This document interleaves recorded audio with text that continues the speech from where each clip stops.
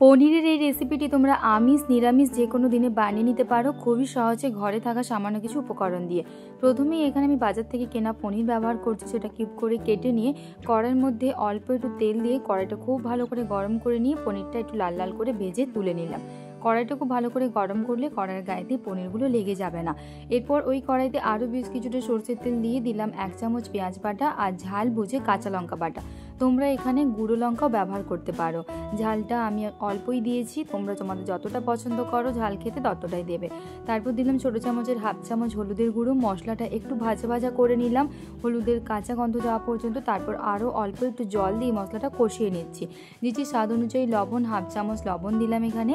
এরপর মশলাটা ভালো করে কষিয়ে নেওয়ার পরে এখানে আমি 5 চামচ ফেটিয়ে রাখা টক দই দিলাম আর দিলাম 5টি কাজু বাদাম বাটা। যতক্ষণ না দইটা ঘন হচ্ছে ততক্ষণ একটু এটা কষিয়ে নিলাম।